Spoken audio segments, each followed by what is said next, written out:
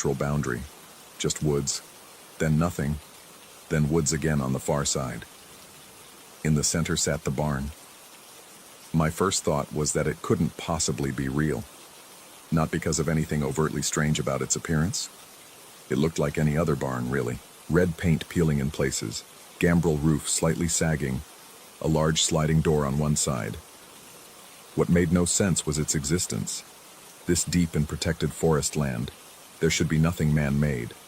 No roads led here, no power lines, no signs of any homestead or farm that might have justified its construction. Yet there it stood, solid and undeniable, surrounded by grass so uniformly short it looked mowed. Not a single weed or wildflower interrupted the green carpet. Even stranger, while the barn showed its age, the field around it seemed frozen in time. No fallen leaves despite the autumn season, no animal tracks, no variation in the grass height. It was like looking at a photograph that had been cut out and pasted onto the wrong background. I should have turned back then. Every instinct I'd developed over years of solo hiking screamed at me to leave. But curiosity is a peculiar thing. It overrides wisdom with such ease, especially when you're young enough to believe that bad things happen to other people, in other places. I stepped into the clearing. The temperature dropped instantly, maybe 10 degrees, though no wind stirred the grass. My breath didn't fog, but the cold penetrated straight through my jacket, settling into my bones like it belonged there. The silence hit me next, not the peaceful quiet of nature, but a complete absence of sound. No birds, no insects, no rustle of small animals. Even my footsteps seemed muted, as if the air itself was too thick to carry sound properly. The barn door stood slightly ajar, darkness visible through the gap. As I approached, details emerged that made my skin crawl. The wood was wrong somehow. The grain ran in perfect straight lines, no knots or variations, like it had been printed rather than grown. The rust on the hinges formed symmetrical patterns, even the peeling paint curled in identical spirals, as if decay itself followed a blueprint here. I reached for the door, then hesitated. Through the gap came a smell, sweet and organic, like overripe fruit mixed with something medicinal. Behind it lurked another odor, fainter but more disturbing. It reminded me of the biology lab at school, that particular combination of formaldehyde and something else, something that had once been alive. My hand was inches from the door when I heard it, a soft thump from inside, followed by what sounded like breathing. Not human breathing exactly, too deep, too wet, like air being forced through liquid. The sound came in a rhythm that didn't match any breathing pattern I knew, sometimes fast, sometimes impossibly slow, as if whatever made it couldn't quite remember how lungs were supposed to work. I backed away, my own breathing shallow and quick. The darkness beyond the door seemed to shift. Not quite movement, but the suggestion of it, like seeing something in your peripheral vision that vanishes when you turn to look. Another thump, closer to the door this time. Then another. The breathing sound grew louder, multiplied, as if there were several sources now, all slightly out of sync. That's when I ran. I sprinted across that unnatural grass, plunged back into the forest, and didn't stop until my lungs burned and my legs trembled. When I finally collapsed against a tree to catch my breath, I realized I could hear the forest again. Birds calling, leaves rustling, all the normal sounds that had been absent in the clearing. Relief flooded through me until I tried to orient myself. Nothing looked familiar. I'd entered the clearing from the east, I was certain of that. The sun had been behind me, filtered through the canopy, but definitely behind me. I'd run straight back the way I came, but the trees here were different, younger, more spread out. The undergrowth was wrong too, full of plants I didn't recognize, with leaves that seemed too glossy, too perfect, like plastic replicas. My phone remained dead. The compass I always carried spun lazily, unable to find north. I picked a direction that felt right and started walking, trying to ignore how the shadows fell at angles that made no sense given the time of day. Hours passed, or what felt like hours. My watch had stopped at 2:47, the second hand twitching back and forth between the 7 and 8 like a dying insect. The forest grew denser again, but not in any pattern I understood. Sometimes I'd push through undergrowth so thick I could barely move, then suddenly emerge into sections where the trees stood in perfect rows, evenly spaced like an orchard. The temperature fluctuated wildly, Arctic cold in sunny patches, sweltering heat in the shade. Eventually, through pure luck or some remnant of instinct, I found something familiar, the hill that led down to my village. Relief nearly brought me to my knees. I could see the church steeple in the distance, the red roofs of houses, the normal, sane geometry of human civilization. That's when the forest went silent again, not gradually, the way it had near the barn. This was instantaneous, like someone had thrown a switch. Every sound ceased mid-note. A bird's call cut off halfway through. The wind simply stopped. Even my own ragged breathing seemed to make no sound, though I could feel air moving in and out of my lungs. Then I heard the footsteps. They started far behind me, maybe 50 yards back. Deliberate, measured steps, heavier than any human should make. The rhythm was wrong too.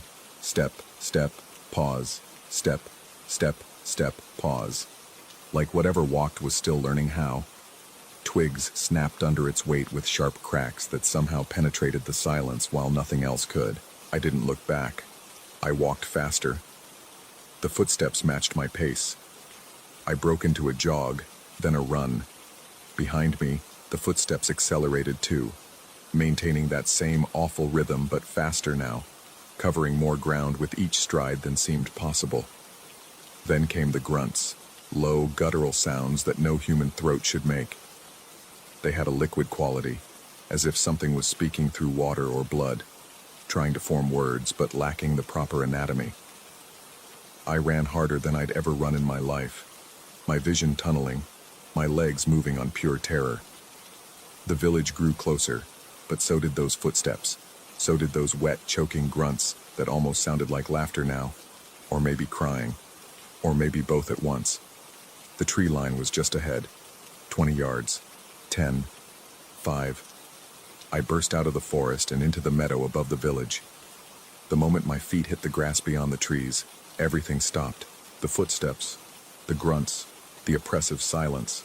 All of it vanished like it had never been. Normal sounds flooded back. A dog barking in the distance, cars on the main road, wind chimes from someone's garden. I turned around, my chest heaving. The forest looked completely normal. Peaceful even. Afternoon sunlight filtered through the leaves, and I could see birds moving in the branches. Nothing followed me out. Nothing stood at the tree line. It was just trees, the same trees I'd known all my life. But as I stood there trying to convince myself it had all been some kind of panic-induced hallucination, I noticed something that made my blood turn to ice water. My shadow was wrong. The sun was behind me, casting my shadow toward the forest. But there were two shadows, mine, and something else standing directly behind it. Something taller. Something that didn't match any shape that should exist. When I spun around, nothing was there. Just empty air and grass and the normal geometry of the world. I walked home slowly, checking behind me every few steps. The shadow followed, sometimes mine, sometimes not quite mine, sometimes accompanied by others that had no source. By the time I reached my house, the sun was setting, and I couldn't tell which shadows belonged and which didn't. That was 3 days ago. I haven't left the house since. I've tried to research the trail, the barn, anything that might explain what I experienced. The trail was closed in 1994 after a series of incidents that no one will specify. The local historical society has no record of any barn in that part of the forest. The protected land has been undeveloped since the 1800s. But late at night, when the house is quiet and I'm trying to sleep, I hear things. Footsteps in the hallway that match that wrong rhythm. Breathing that's too deep, too wet. And sometimes when I catch my reflection in windows or mirrors, there's something behind me that shouldn't be there. Something that's almost human-shaped, but not quite. Something that's learning how to look like it belongs. The doctor says it's stress. Hallucinations brought on by panic in the woods, perpetuated by lack of sleep and anxiety. She prescribed pills that make everything fuzzy around the edges, but don't stop the sounds, don't fix the shadows, Don't explain why my watch still twitches between 2:47 and 2:48. I want to believe her. I want to believe that minds can break in precise, specific ways that create consistent delusions. I want to believe that the wet breathing I hear right now, just outside my bedroom door, is only in my head. I want to believe that the doorknob isn't really turning, that those aren't real footsteps approaching my bed with that same horrible rhythm. Step, step, pause, step, step, step, pause. But believing would mean I'm insane, and if I'm not insane, then something followed me home from that barn. Something that wasn't quite finished learning how to be. Something that's getting better at it every day. The footsteps have stopped right beside my bed now. The breathing is so close I can feel moisture in the air. I won't look. If I don't look, maybe it's not real. If I don't look, maybe I'm just crazy. The bed just shifted, like something sat down on the edge. I'm going to look. I have to look. God help me. I'm going to. Story 2. First time I heard my wife bolt upright in bed, gasping in the darkness, I thought she'd had another nightmare. But when she grabbed my arm with trembling fingers and whispered that someone was calling for her, I knew this was different.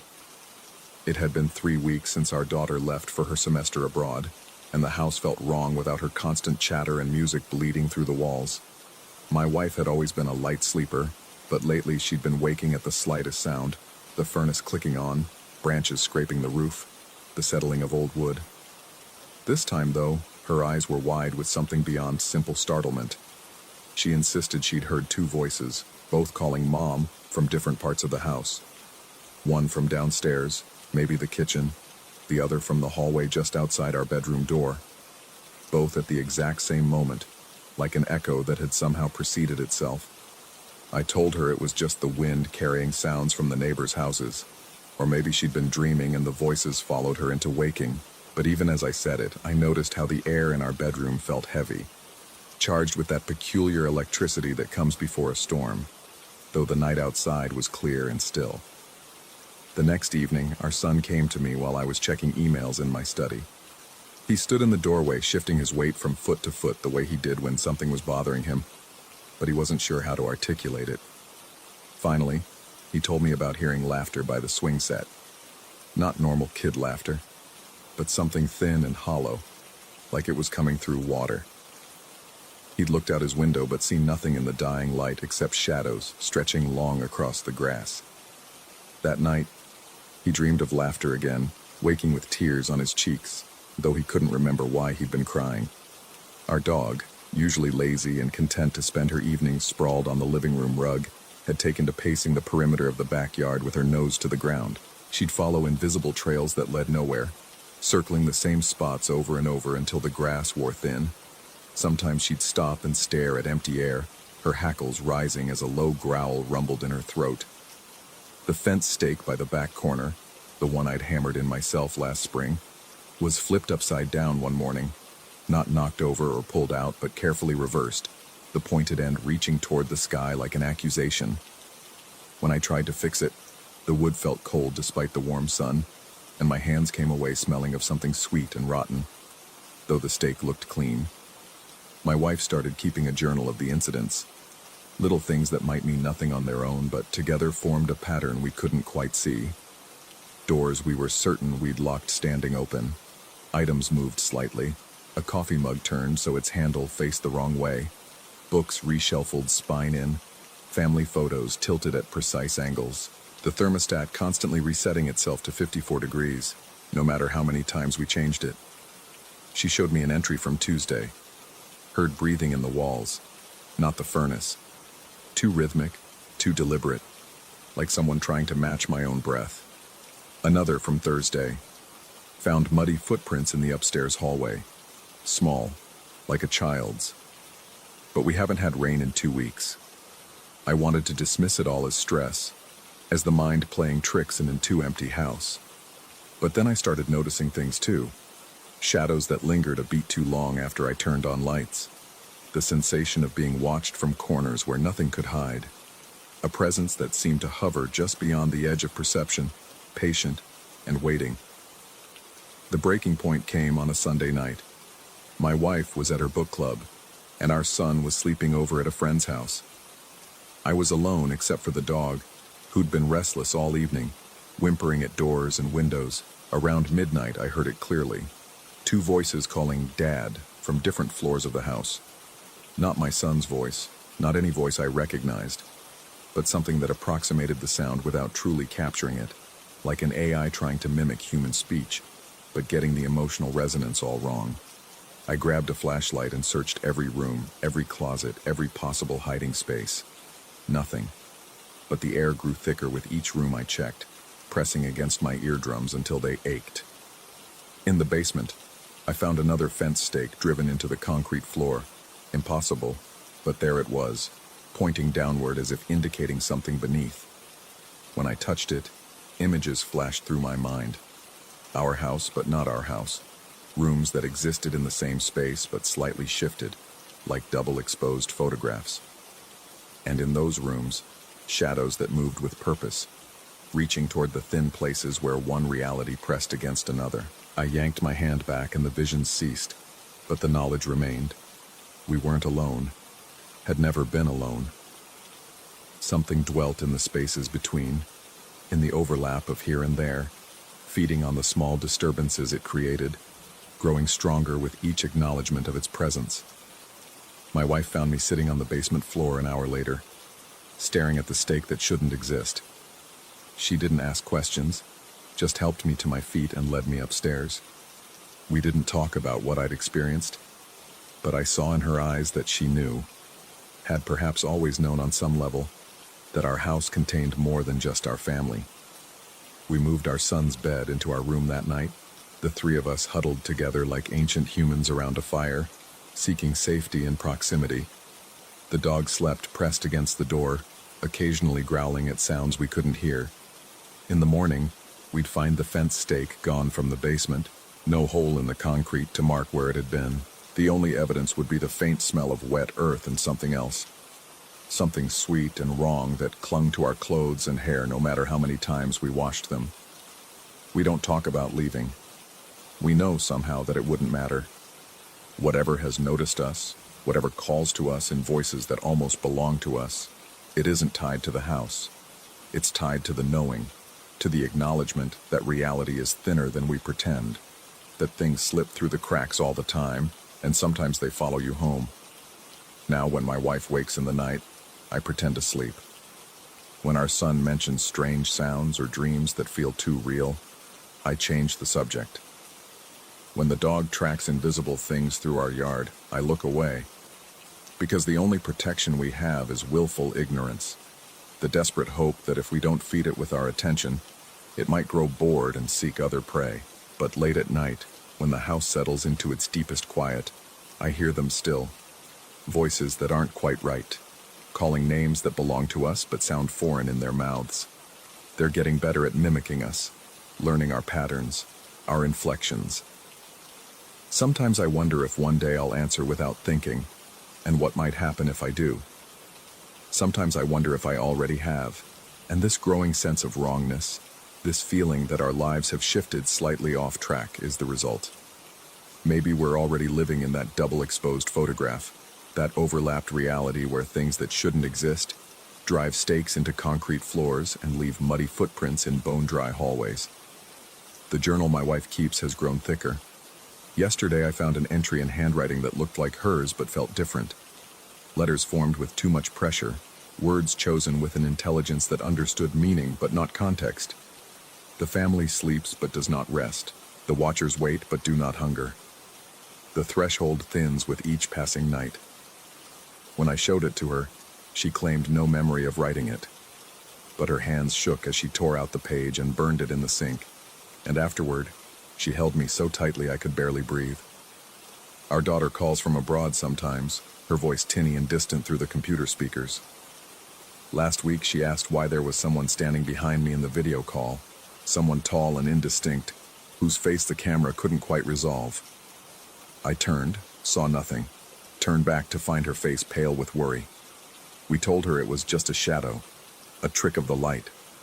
But after the call ended, I noticed the fence stake had returned, standing upright in the corner of the room like it had always been there. When I blinked, it was gone, but the impression remained burned into my retina, a vertical line dividing my vision, separating what is from what shouldn't be. The dog won't go in the backyard anymore. Our son has stopped mentioning his dreams, but I see the dark circles under his eyes, the way he flinches at sudden movements. My wife and I move through our days like actors who've forgotten their lines, improvising normalcy while something watches from the wings, waiting for us to break character. And in the quiet hours before dawn, when the barrier grows thinnest, I sometimes think I understand what wants in, what calls to us with borrowed voices and leaves signs we're not meant to comprehend. It's not malevolent exactly, just fundamentally incompatible with our reality, like oil trying to mix with water, creating disturbances at every point of contact. But understanding doesn't bring comfort. If anything, it makes it worse, because now I know that our acknowledgement has created a door that can't be closed, a connection that strengthens with each passing day. We've become antenna, receiving signals from somewhere else, and the static is slowly driving us mad. Or maybe just driving us somewhere else, somewhere that looks like here but isn't, where fence stakes grow from concrete and voices call from every direction at once. I keep thinking about that first night, when my wife heard the voices calling for her. If we just ignored it, dismissed it completely instead of investigating, cataloging, acknowledging, would we be free? Or were we always meant to be found, to be chosen as the point where two worlds briefly, terribly touch? The fence stake is back again. This time it's in our bedroom, leaning against the wall like it belongs there. My wife hasn't mentioned it, and neither have I. We step around it, careful not to touch it, careful not to look at it directly. But I know we both feel its presence, a splinter of wrongness that proves we're no longer entirely in the world we started in. Tonight I know I'll hear the voices again. They're getting clearer, more convincing. Sometimes I have to check that our son is really in his bed, that my wife is really beside me, because the voices sound so real, so much like them calling from impossible distances. And sometimes, in the darkest part of the night, I hear a third voice I almost recognize, one that sounds like me but isn't, calling from somewhere I haven't been yet but might be heading toward, one misplaced fence stake at a time.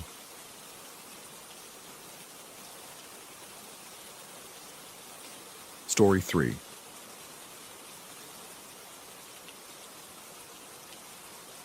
The dog knew before we did. I should have paid attention when Max crawled under the couch that first morning, his massive German Shepherd frame somehow compressing itself into that impossible space. He'd never hidden from anything in his 7 years of life. Not thunderstorms, not fireworks, not even that time a bear wandered into our old backyard. But there he was, 70 pounds of trembling muscle, whimpering at shadows I couldn't see. My wife called it stress from the move. She was probably right. Moving across 3 states with a dog and 2 newly adopted kittens would unsettle any creature. The kittens, barely 8 weeks old, had taken to the upstairs immediately, which seemed like a good sign until I found them on the landing that afternoon, backs arched into perfect crescents, hissing at absolutely nothing. Their tiny bodies vibrated with a primal fear that made my skin crawl. The house itself seemed ordinary enough. A 2-story Victorian rental on the outskirts of town, painted that specific shade of weathered gray that suggested neglect rather than charm. The landlord, an elderly woman who conducted the entire transaction through her nephew, had been eager to rent it below market value. We didn't question our good fortune. We should have. It was the 3rd night when I first heard it. A rhythmic creaking from upstairs, like someone slowly rocking in an old chair. My wife slept through it, exhausted from unpacking, but I lay there listening to that measured sound. Creak, pause, creak, pause. It had a deliberate quality that made my chest tighten. When I finally worked up the courage to investigate, armed with nothing but my phone's flashlight, the sound stopped the moment my foot touched the bottom stair. The upstairs hallway stretched longer than it should have, or maybe that was just my imagination working overtime in the darkness. 3 bedrooms and a bathroom, all empty except for our boxes. I checked each room methodically, my heart hammering against my ribs. Nothing. Just our unopened moving boxes and that peculiar smell old houses have. Dust and forgotten years and something else I couldn't quite identify. The last room, the one at the end of the hall that we designated as storage, had its door slightly ajar. I distinctly remembered closing it earlier. The hinges groaned as I pushed it open, and my phone's light swept across the empty space, catching something that made my breath catch. In the center of the room sat an old wooden chair. We hadn't put it there. It wasn't ours. The chair itself was unremarkable, ladder-back design, dark wood worn smooth by countless hands. But the floor beneath it told a different story. A perfect circular groove had been worn into the hardwood, as if the chair had been spinning on one leg for hours, maybe days. Fresh sawdust gathered in the groove's depths, so fine it drifted in the air when I knelt to examine it. The wood smelled newly cut, impossibly fresh for a floor that had to be decades old. I reached out to touch the chair, and my hand stopped inches away. The air around it felt wrong, dense and cold and somehow occupied. My rational mind scrambled for explanations. Previous tenants must have left it. The floor damage could be old, just disturbed by our moving. The sawdust might be from something else entirely, but my body knew better. Every instinct screamed at me to leave that room, to leave that house, to get my family away from whatever had worn that groove into the floor. Instead, I grabbed the chair and carried it to the garage. It was heavier than it looked, and touching it made my palms itch with a sensation I couldn't describe. I told myself I'd call the landlord in the morning, ask about it casually. I didn't tell my wife. There was no point in worrying her over what was probably nothing, but it wasn't nothing. The next few weeks brought a cascade of small wrongnesses that accumulated like snow before an avalanche. Pictures would be found face down on their shelves each morning, though we never heard them fall. The kittens refused to go upstairs anymore, and Max had taken to sleeping in our bedroom closet, pressed against the back wall. My wife mentioned feeling watched while showering, said she'd started keeping the curtain partially open so she could see the bathroom door. Then came the voices.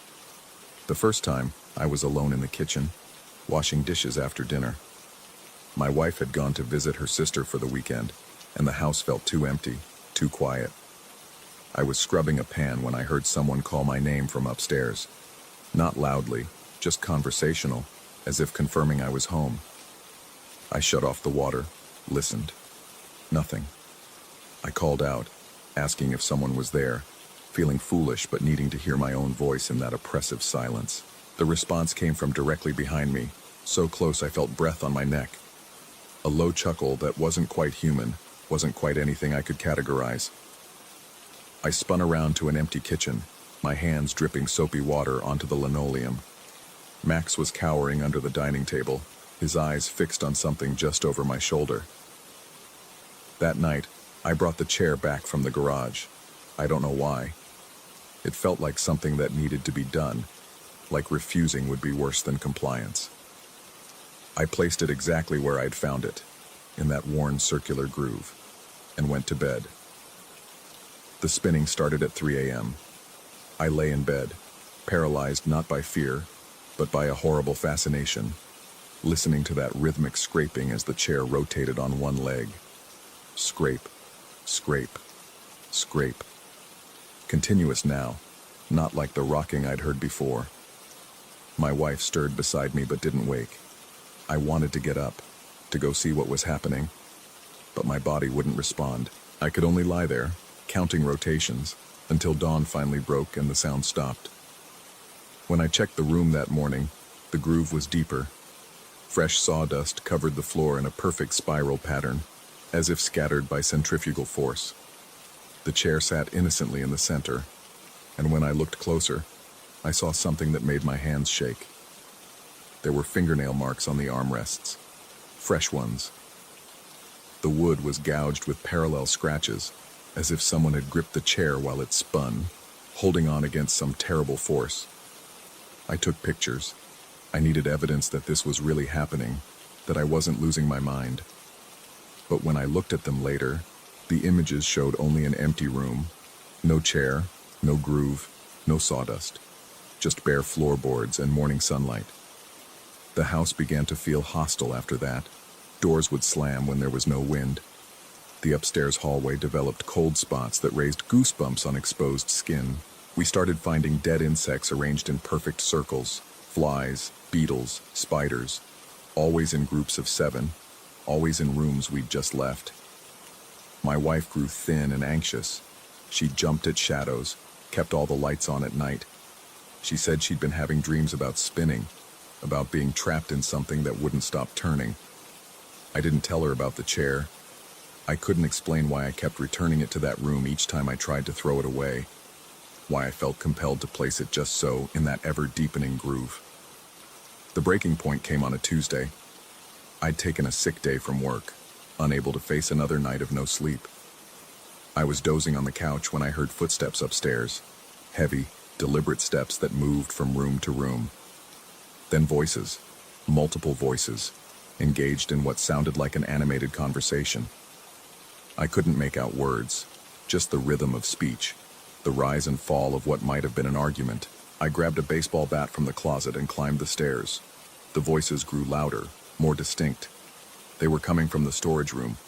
I pressed my ear against the door and heard something that made my blood turn to ice water. One of the voices was mine. It was having a conversation with something that responded in tones too low to be human, a rumbling bass that seemed to come from inside the walls themselves. My voice, or the thing that sounded like me, was pleading, bargaining, offering things I couldn't quite hear. The other voice just laughed, that same horrible chuckle I'd heard in the kitchen weeks ago. I threw open the door. The room was empty except for the chair, but it was wrong, all wrong. The chair was suspended 3 feet off the ground, rotating slowly on that single leg, defying every law of physics I understood. The groove in the floor had become a spiral, carved deep into the wood, extending outward in a pattern that hurt to look at directly. And in the chair, somehow both there and not there, sat a figure I couldn't quite see, couldn't quite comprehend. It turned toward me, and I saw my own face reflected in eyes that weren't eyes, weren't anything that should exist in this reality. It smiled with my mouth and spoke with my voice, but the words came out backwards, inside out, saying things that made perfect sense and no sense at all. It told me about the spinning, about how every house has a room that turns, about how some doors open both ways if you know the right rotation. It explained that I'd been here before, would be here again. That time was just another circle wearing grooves in the universe's floor. I ran. I grabbed my wife, our pets, whatever I could fit in the car, and we left that afternoon. She didn't question it, just nodded when I said we couldn't stay. I think she'd been waiting for me to say it, had maybe been seeing her own impossible things in her own impossible moments. The landlord didn't argue when we broke the lease. Her nephew seemed relieved, actually, and mentioned something about the house being difficult to keep occupied. He refunded our deposit in full, in cash, as if eager to conclude any connection between us and that property. We found a new place 3 towns over, a modern apartment with no history, no character, no rooms that shouldn't exist. Max emerged from under furniture after a week. The kittens started playing again. My wife stopped checking behind shower curtains. But sometimes, late at night, I hear it. That measured scraping, like wood against wood, like something rotating in a space between spaces. I'll jolt awake and find myself standing in our living room, my hand extended toward an empty spot where a chair might sit, where a chair should sit, where a chair is sitting in another version of this room, in another turn of the spiral. My wife found the pictures on my phone yesterday, the ones I took of the empty room that should have shown the chair. She asked why I had 17 photos of nothing, why they were dated from next month, why they showed a room we'd never been in, that looked exactly like a room we'd lived in for a year. I told her it must be a glitch, a technical error, something rational and explainable. But when I looked at them again, really looked, I saw it. In the corner of each image, barely visible, was a shadow that didn't match anything in the frame. A shadow of someone sitting, gripping armrests, as something spun and spun and spun. Last night, I found fresh sawdust on our apartment floor. Just a little pile, perfectly circular, as if scattered by centrifugal force. I vacuumed it up, said nothing, pretended not to notice the way Max had started hiding under the couch again. This morning, there was more. The groove is starting to form. Story 4. The apartment in Hachioji had a private staircase that wound up like a spine through the building's core. I should have known something was wrong when the landlord wouldn't meet my eyes during the tour, his fingers drumming against his thigh in an anxious rhythm that matched neither his words nor his forced smile. But I was 21 and desperate. The rent was impossibly cheap for a place with an attic, and the semester was starting in 3 days. The previous tenant had left suddenly, the landlord explained, gesturing vaguely at the freshly painted walls that still reeked of chemicals. Personal reasons, he'd muttered, already backing toward the door. The first night, I attributed the unease to unfamiliarity. Every apartment has its own language of creaks and settling sounds, I told myself, unpacking my books in the narrow living room. The attic stairs groaned overhead even when I wasn't climbing them, but old wood does that. The walls seemed to lean inward slightly, creating shadows that pooled in corners like stagnant water. But that was just the architecture. The air tasted metallic, coppery almost, but the paint was fresh. It was the doorknob that started it all. I was lying on my futon 3 nights in, scrolling through my phone in the blue-white glow of the screen, when I heard it. A violent rattling, metal against metal, as if someone was shaking the front door with both hands. Not knocking, attacking. The sound was wet somehow, desperate, like drowning fingers clawing at a ship's hull. I froze, thumb still poised over my screen. The rattling intensified, the entire doorframe seeming to vibrate. Through the thin walls, I could hear it echoing up the private staircase, multiplying into a dozen phantom hands all grasping, twisting, pulling. Then silence. I waited, counting my heartbeats. 10, 20, 50. The door exploded open. No, that's not right. It didn't explode. It simply opened. Violently. Impossibly. The deadbolt I'd carefully turned was somehow undone, the chain I'd latched hanging loose. Cold air rushed in from the stairwell, carrying the scent of rain though the forecast had been clear. I scrambled to the doorway, my bare feet slipping on the wooden floor. The staircase stretched down into darkness, the automatic light that should have triggered mysteriously off. Nothing. No one. Not even the sound of retreating footsteps. I slammed the door shut, turned the lock, set the chain, and dragged my desk chair to wedge under the handle. Then I sat on my futon, back against the wall, and waited for dawn. The hyperventilation started the next evening. I'd managed to convince myself that the door incident was a draft, a failure of old hardware, my imagination amplifying normal sounds. I'd even laughed about it with classmates, turning fear into anecdote. But when I climbed my private staircase after classes, key in hand, my chest began to tighten. It wasn't gradual. One moment I was breathing normally, the next I was gasping, lungs refusing to fill despite gulping air. My vision tunneled, edges going yellow, not gold or amber, but the sick yellow of old teeth, of infection, of things rotting from the inside. The staircase stretched impossibly upward, each step multiplying into 10, 20, 100. I collapsed on the landing, clawing at my collar. The yellow deepened, spreading like spilled turmeric across my vision. And in that yellow haze I felt it, a presence.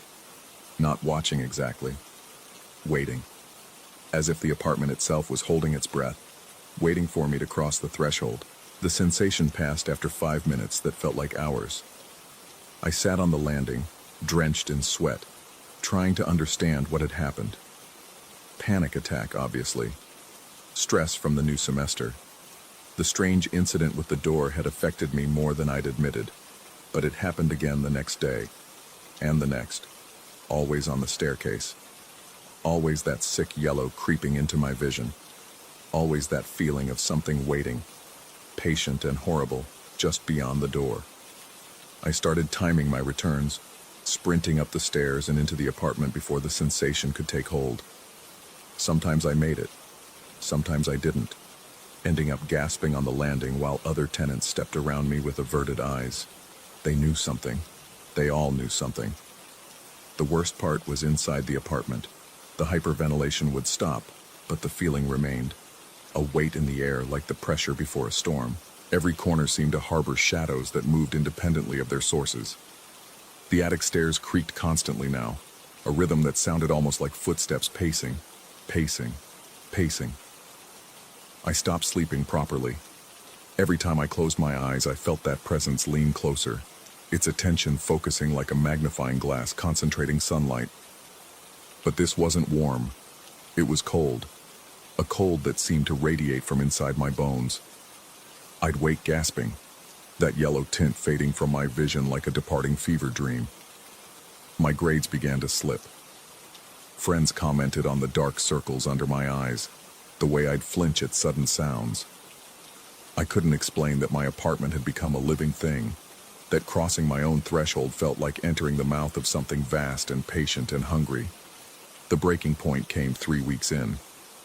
I'd managed to avoid the apartment for 2 days, sleeping in the university library, showering at the gym. But I needed clean clothes, needed my textbooks, needed to pretend everything was normal. The hyperventilation hit me at the building entrance this time. I hadn't even reached my private staircase when my chest seized, lungs refusing their basic function. The yellow rushed in like a tide, and in that sickly light, I saw, or thought I saw, something at the top of my stairs. A shape that might have been human once, head tilted at an angle that necks don't support, watching me with eyes that weren't there. I ran, abandoned my bicycle, my dignity, everything, and ran through the streets of Hachioji until my legs gave out in a small park. An elderly woman found me there, sobbing and shaking, unable to explain why I couldn't go home. She was the one who told me about the previous tenant. Her nephew had known him, she said, settling beside me on the bench with the careful movements of age. A young man, about my age, who'd lived in the apartment with the private staircase in the attic. He'd complained about noises, about feeling watched, about a yellow tint to everything when he was home. The neighbors had thought he was having a breakdown. Stress from his studies, they'd assumed. They'd found him 3 months ago. In the apartment. In my apartment.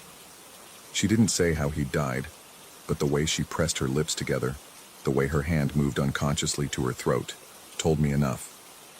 The landlord had renovated immediately. New paint, new fixtures, everything to erase what had happened. But you can't paint over that kind of thing. It soaks into the walls, into the air, into the spaces between molecules. I went to a temple the next day.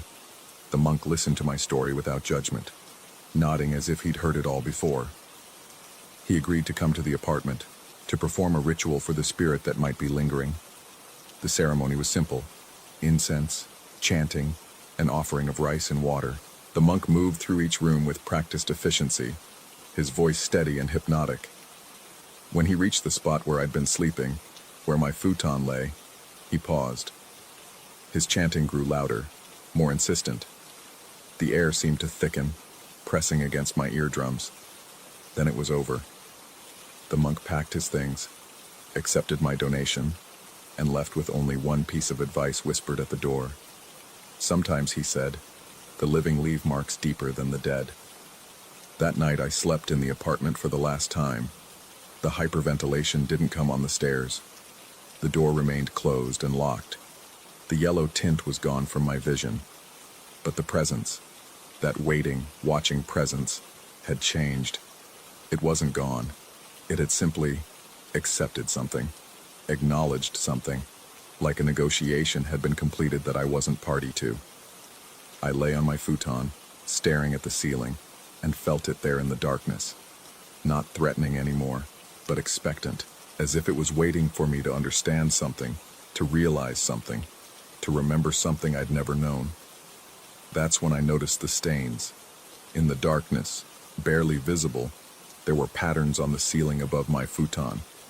They hadn't been there before, I was certain of that. Or had they? My memory felt suddenly unreliable, full of gaps and contradictions. The stains looked like water damage, but they formed shapes that almost resolved into meaning. Letters, maybe. Or a face. Or both. Or neither. I turned on my phone's flashlight, and the stains vanished. Turned it off, and they returned, clearer now. They seemed to pulse with their own sick light, that familiar yellow creeping into their edges. And in that yellow glow, I saw, or imagined or remembered, something that made my blood turn to ice water in my veins. The previous tenant's face, looking down at me from the ceiling. Not angry, not sad, but patient, eternally patient, waiting for something I couldn't name. I moved out the next morning, breaking my lease, forfeiting my deposit. The landlord didn't argue, just nodded wearily and had my things on the curb within an hour. As I carried the last box down the private staircase, I looked back once at the door to the apartment. It was open. I knew I'd locked it, but it stood open, revealing the dark interior. And in that darkness, just for a moment, I saw myself, still unpacking, still settling in, still believing that paint could cover what had soaked into those walls. The hyperventilation stopped the moment I left the building. The yellow tint faded from my vision. My chest loosened, lungs remembering their purpose. But sometimes, lying in my new apartment across the city, I wake with that familiar pressure in my chest, that yellow creeping into the edges of my vision, and I wonder if I ever really left that apartment in Hachioji, or if part of me is still there, unpacking boxes in an endless first night, while something patient and terrible rattles the doorknob, waiting to be let in, or out. I can never quite remember which.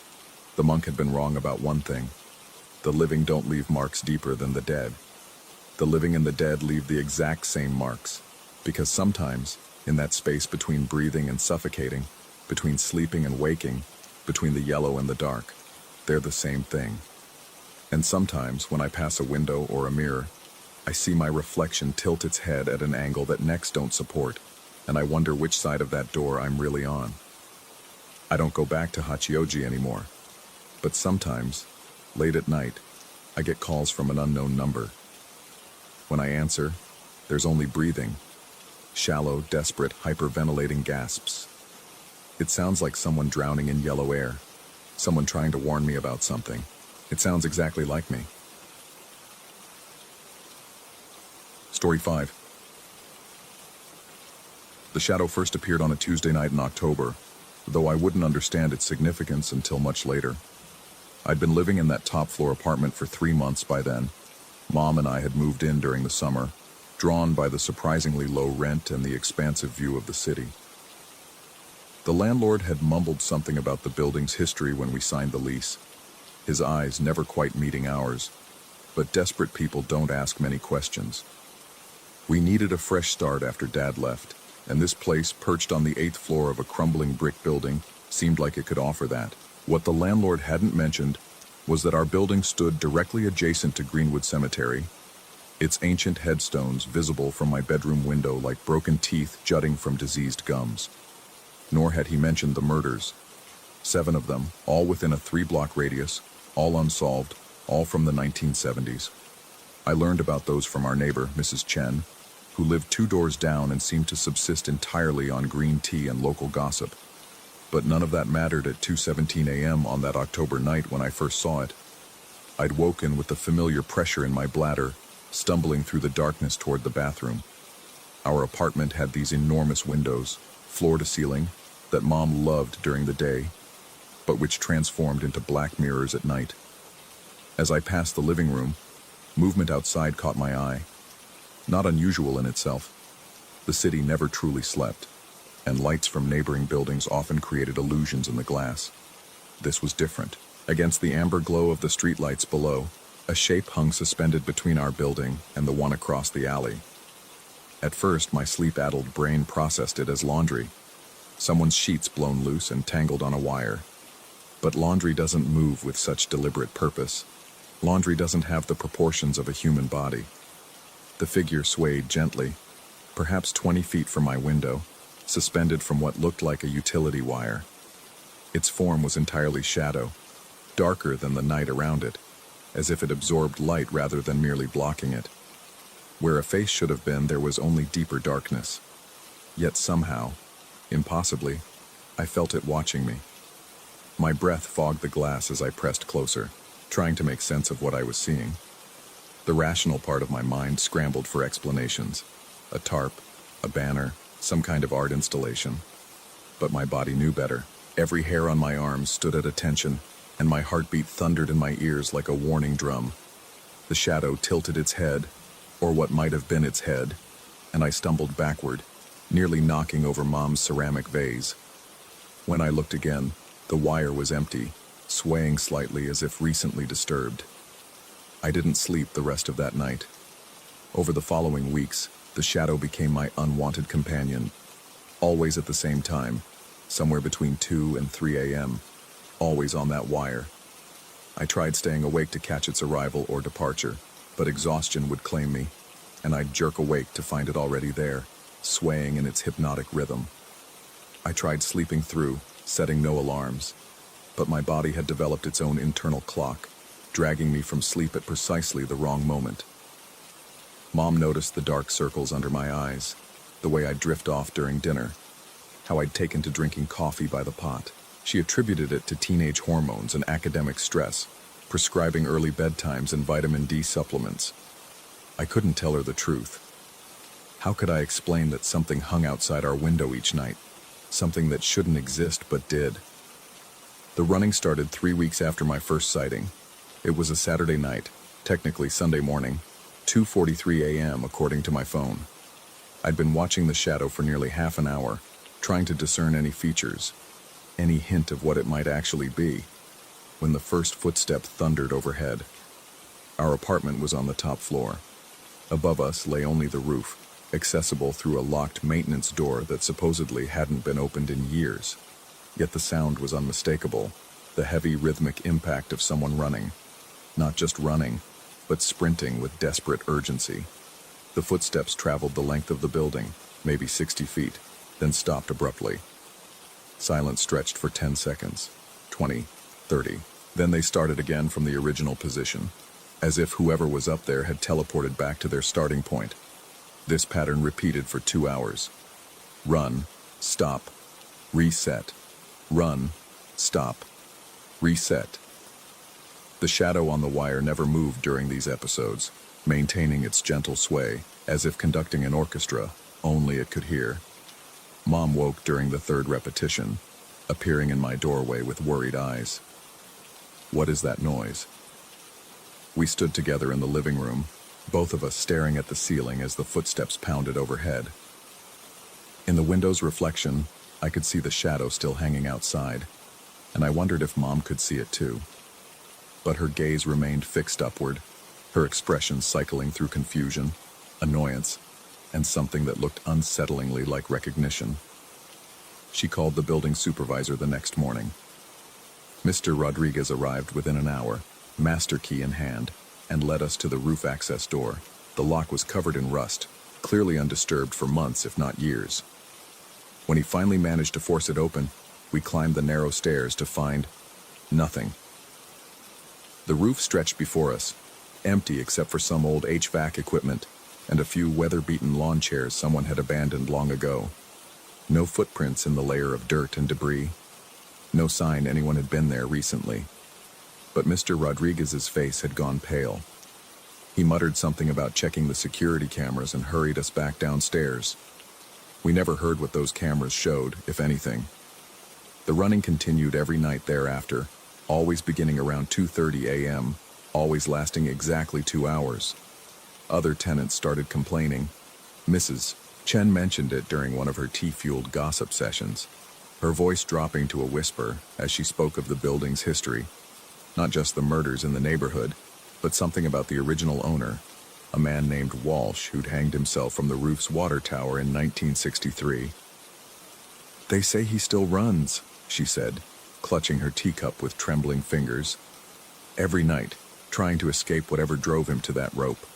But there's no escape when you're already dead." I wanted to dismiss it as superstition, but the evidence mounted. Other tenants reported seeing shadows where shadows shouldn't be. The couple in 7B swore something knocked on their window at midnight. Impossible, given they too faced the alley with nothing but empty air beyond their glass. The family in 6F moved out after their teenage daughter claimed to see a figure standing in their hallway, watching her sleep. Mom and I couldn't afford to move. We were trapped by economics as surely as by whatever haunted this place. The knocking started on my window 2 months after that first sighting. Always at midnight, exactly 3 raps, deliberate and patient. The shadow on the wire would be gone during these moments, and I'd lie frozen in bed, covers pulled to my chin, as something tested the glass's strength. The knocking never varied. 3 raps, then silence.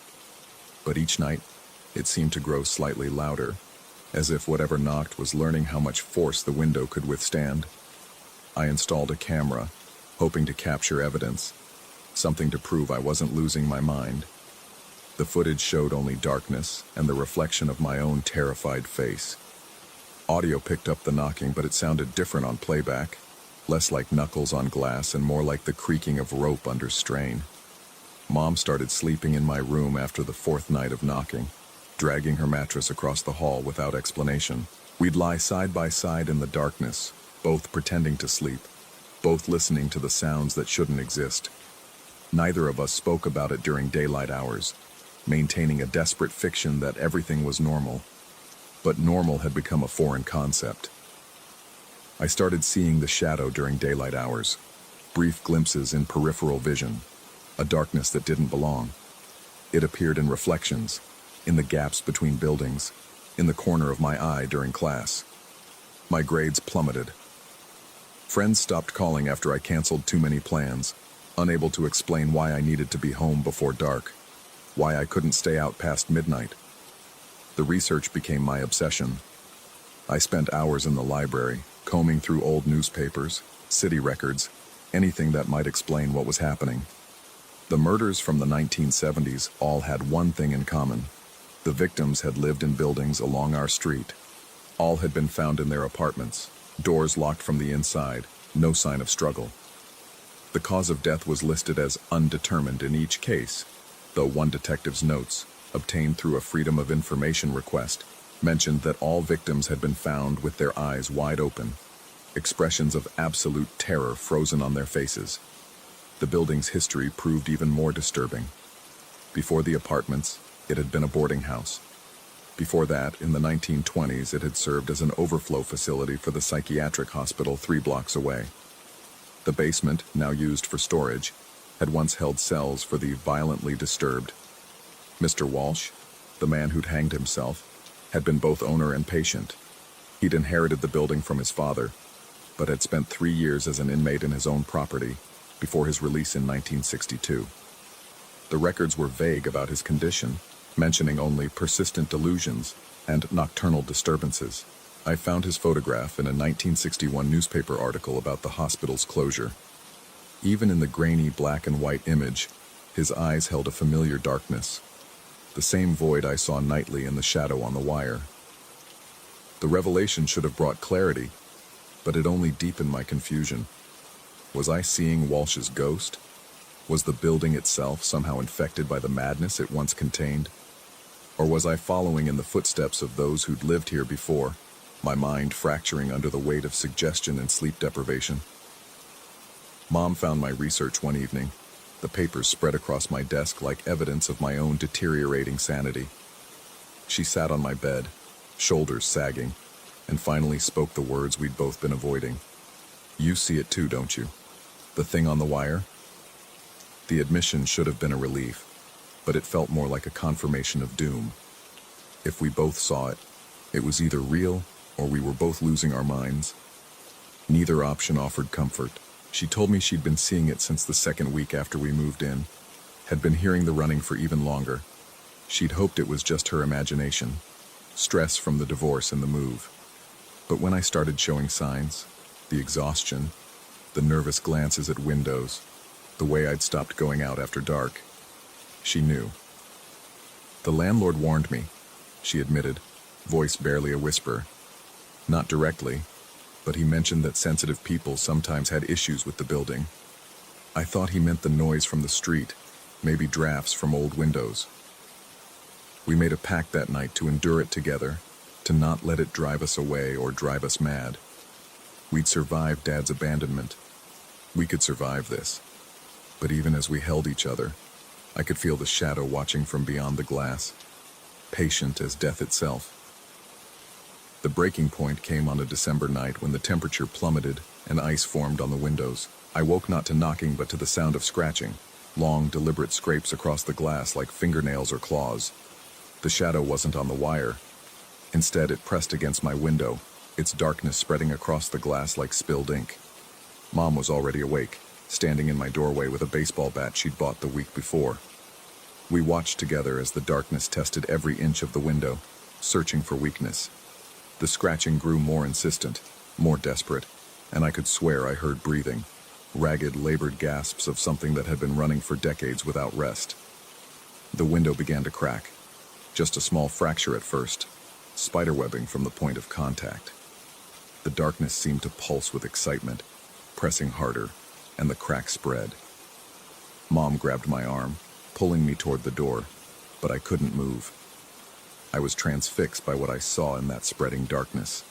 Not emptiness, but depths, layers upon layers of shadow, each containing a suggestion of form, of faces, of all those who'd lived and died in this place. I reached the window's edge, and I knew with terrible certainty that when it shattered, something would enter that could never be expelled.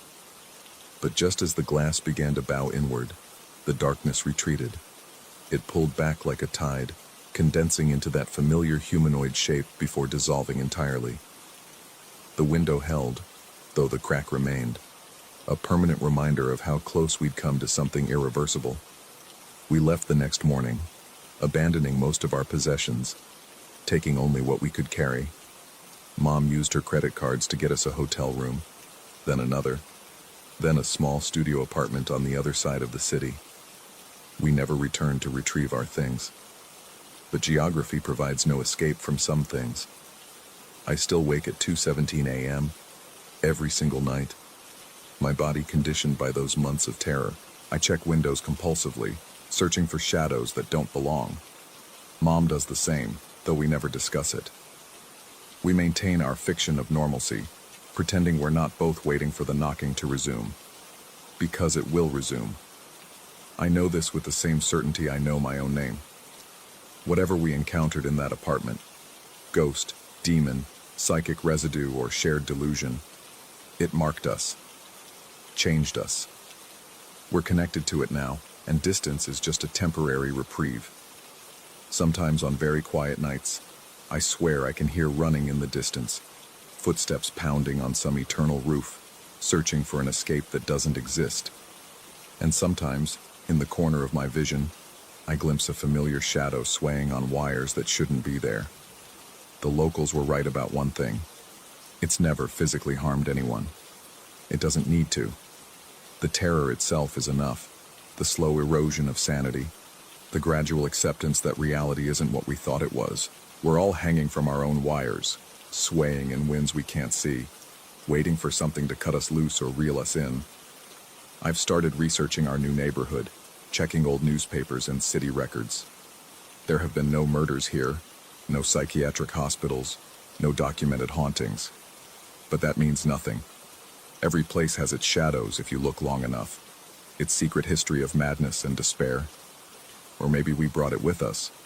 Maybe it was never tied to that building at all, but to us, to our fear, our vulnerability, our willingness to see darkness where others see only empty air.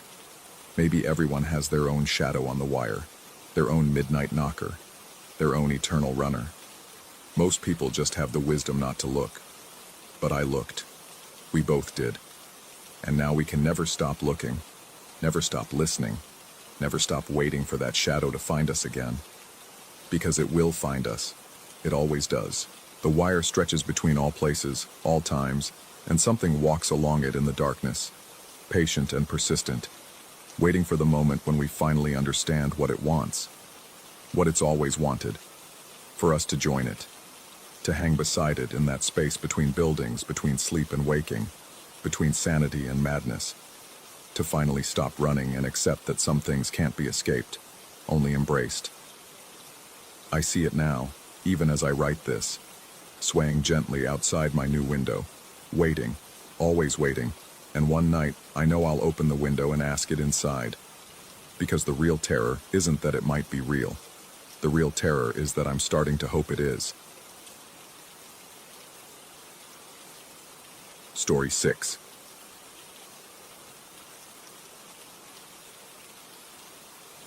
The first time my dog barked that night, I barely registered it. I was deep into a true crime documentary, the blue glow of the television washing over my living room in waves. But when the barking stopped as suddenly as it had started, something made me look up. There he was, tail wagging, tongue lolling out in that stupid, happy way dogs have when they've accomplished something important. Except he wasn't looking at me. He was staring at the ceiling, at the exact spot where my bedroom floor would be. "What is it, boy?" I asked, muting the TV. The sudden silence felt heavy, like wet wool pressed against my ears. That's when I heard it, a distinct bump from upstairs, followed by what sounded like fingernails dragging across wood. My office chair, the one with the distinctive creak that had annoyed me for years, groaned as if someone had just settled into it. I lived alone. The rational part of my brain immediately started cataloging explanations. Old house, settling foundations. Maybe a raccoon had somehow gotten into the attic, but my dog, usually brave to the point of stupidity, pressed himself against my leg, a low whine building in his throat. His tail had stopped wagging. I grabbed the baseball bat I kept behind the couch, a relic from my college days that had collected dust for a decade. Each step up the stairs felt like a betrayal of some fundamental survival instinct. The hallway stretched before me, darker than it should have been. Had I turned off the bathroom light? I couldn't remember. My office door stood ajar, though I distinctly remembered closing it. The hinges had always been loose. I'd been meaning to fix them for months. Through the gap, I could see my desk lamp casting long shadows across the wall. Had I left it on? The day blurred together in my mind, work from home bleeding into evening, one endless stretch of screens and conference calls. I pushed the door open with the bat. Empty. The chair sat exactly where it should be, turned slightly toward the window as I always left it, but the air felt wrong, thick and expectant, like the moment before a thunderstorm breaks. And there was a smell, faint but unmistakable. Cologne. Not mine. Something expensive and old-fashioned, like my grandfather used to wear before he died. My dog refused to enter the room. That night, I barely slept. Every creak of the house became footsteps. Every whisper of wind through the vents became breathing that wasn't my own. Around 3 a.m., I heard my dog padding around downstairs, his nails clicking on the hardwood. Except when I looked down at the foot of my bed, he was there, curled up and snoring softly. The clicking stopped. The next day passed in a haze of exhaustion and paranoia. I worked from the kitchen instead of my office, keeping my laptop positioned so I could see both the stairs and the back door. My dog stayed close, following me from room to room with an anxiety that matched my own. I installed a security app on my phone, connected to the cameras I'd bought months ago but never set up. The afternoon was spent running wires and adjusting angles, telling myself this was just a precaution, that I wasn't actually afraid of my own home. That evening I decided to test a theory. I closed every door in the house, taking pictures with my phone to document their positions. I locked windows, drew curtains, created a controlled environment where any change would be immediately obvious. My dog watched me with what I could have sworn was concern, his head tilted in that way that made him look almost human. By 10 o'clock, I was in the bathroom, door locked, running water for a shower I desperately needed. The exhaustion of the previous night was catching up with me, making my movements slow and clumsy. Steam filled the small space, fogging the mirror until my reflection became a ghost of itself. That's when I heard it, that unmistakable creak from my bedroom, just on the other side of the wall. The chair. Someone was sitting in my desk chair. I turned off the water, my hand shaking as I reached for the faucet. In the sudden silence, I could hear everything, the drip of water from the shower head, the hum of the overhead fan, and beneath it all, the rhythmic creaking as someone rocked back and forth in my chair. Back and forth, back and forth. My phone was in the bedroom. The baseball bat was downstairs. I stood there naked and dripping, feeling more vulnerable than I had ever felt in my life. The doorknob was cold under my hand, slick with condensation from the steam. I couldn't bring myself to turn it. The creaking stopped. Then, so close to the door that they could have been leaning against it, someone laughed. Low and soft, almost affectionate, like they were enjoying a private joke. The handle rattled once, gently, as if someone was testing it. I must have stood there for an hour, maybe more, water pooling around my feet, my skin prickling with cold. When I finally found the courage to open the door, the bedroom was exactly as I'd left it. The chair faced the window. The security app showed nothing, just me entering the bathroom at 10:03 p.m. and emerging, pale and shaking, at 11:47 p.m. The 30 minutes of footage in between showed an empty bedroom, a still chair, a dog sleeping peacefully on the bed. But I knew what I'd heard. The next few days became a game of documentation and doubt. I recorded everything, every sound, every movement, every instance of my dog barking at nothing. I set up motion sensors, installed more cameras, even bought an EMF detector off the internet that arrived with instructions in broken English. My work suffered. Sleep became something that happened in short bursts on the couch, always with one eye open, always with my phone recording. The evidence was maddeningly inconsistent. Sometimes the cameras would capture what looked like shadows moving independently of any light source. Other times, they showed nothing while I clearly heard footsteps above me. My dog's behavior grew increasingly erratic, barking at empty corners, refusing to enter certain rooms, then acting perfectly normal as if nothing had happened. I started researching the house's history, diving into property records and old newspaper archives. Built in 1947, nothing remarkable. A family of 4 in the 50s, an elderly couple through the 70s and 80s, then a series of short-term renters before I bought it 5 years ago. No murders, no tragedies, no reason for whatever was happening to be happening, unless it wasn't the house, unless it was me. The thought crept in during one of my 3 a.m. vigils, watching the security feeds on my laptop while my dog whined in his sleep. What if I was having some kind of breakdown? The isolation of working from home, the stress of the past few years, the lack of real human contact beyond video calls and grocery store interactions.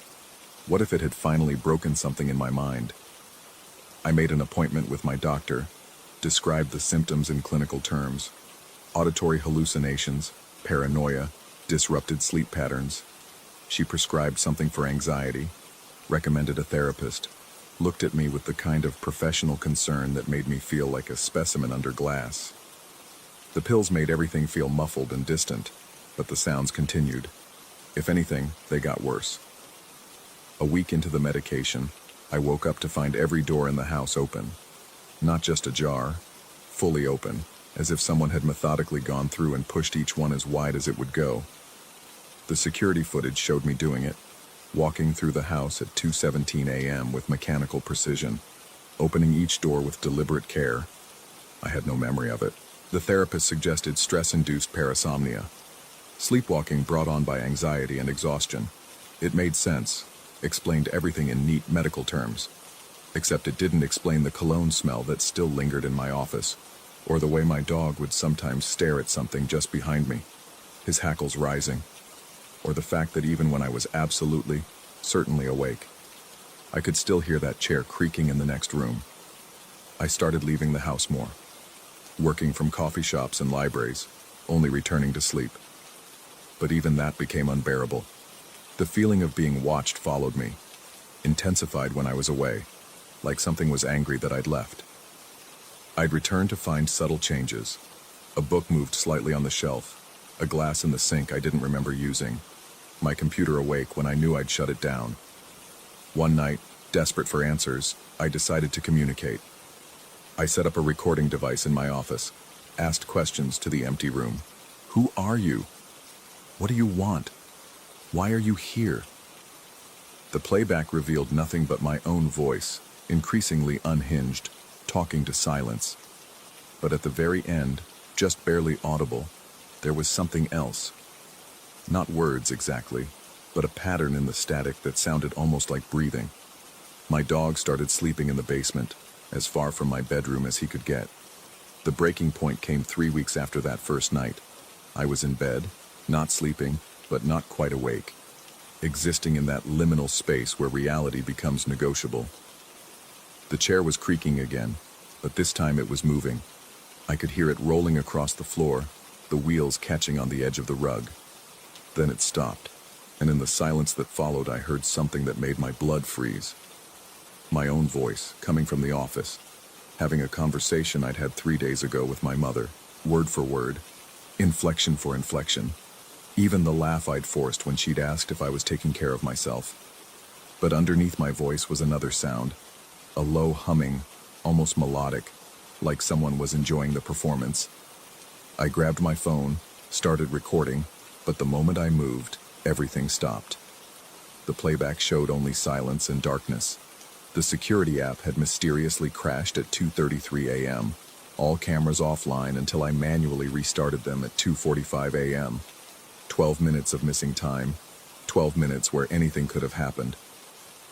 I called my mother the next morning, tried to casually bring up our conversation. She was confused. We hadn't talked in over 2 weeks. The call log on my phone confirmed it. The conversation I'd heard repeated back to me had never happened, or had happened, but not in any way I could prove. The therapist increased my medication. My doctor ordered blood work, brain scans, looking for tumors or chemical imbalances that might explain what she carefully called persistent perceptual disturbances. Everything came back normal. Frustratingly, maddeningly normal. I stopped telling people what was happening. The look in their eyes, pity mixed with fear, was worse than the isolation. Even my closest friends started finding excuses not to visit, their texts growing shorter and less frequent. I couldn't blame them. I wouldn't want to be around me either. But here's the thing that haunts me more than any unexplained sound or impossible movement. Sometimes, in the middle of the day, in the most ordinary moments, I catch myself humming. That same melodic pattern I heard under my recycled conversation. I don't remember learning it, don't know where it comes from, but it feels familiar in a way that makes my skin crawl. Like muscle memory for something I've never done. Last night I found a notebook in my office filled with my handwriting. Pages and pages of the same sentence. The house is listening. I don't remember writing it. The security footage from that time shows me asleep on the couch downstairs. My dog was with me, also asleep. We were alone in the house. We're always alone in the house, aren't we? This morning I woke up in my office chair. My dog was sitting in the doorway, watching me with eyes that seemed too knowing, too human. For just a moment, I could have sworn he smiled. Not a dog smile, all teeth and enthusiasm, but something else. Something that knew a secret it would never tell. The chair creaked as I stood up, that familiar sound that had terrorized me for weeks. But this time, it didn't sound like an intrusion. It sounded like home, like something settling into place, like a conversation I'd been having with myself all along, in a language I'm only just beginning to understand. I've stopped taking the medication, canceled the therapy appointments, removed the cameras. Whatever's happening, whether it's in the house or in my head, fighting it only seems to make it stronger. Maybe acceptance is the key. Maybe madness is just another way of being sane. My dog barks less now. Sometimes late at night, I hear him padding around the house, and I know if I looked, he'd be right beside me. But I don't look anymore. Some things are better left unconfirmed.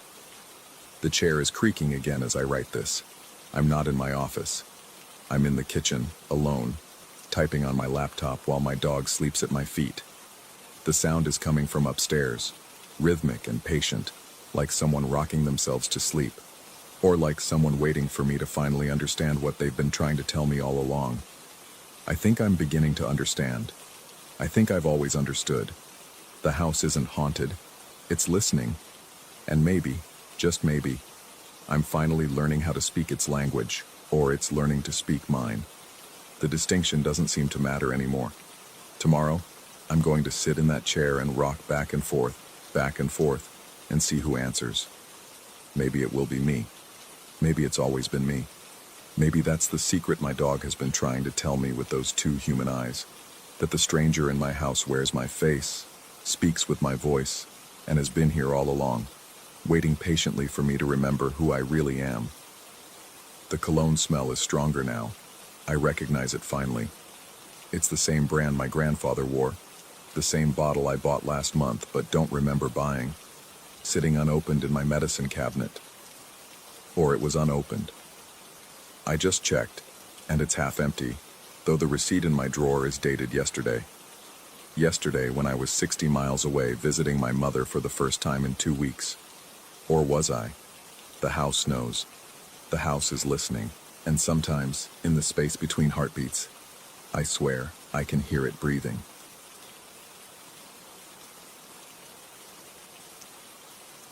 Story 7.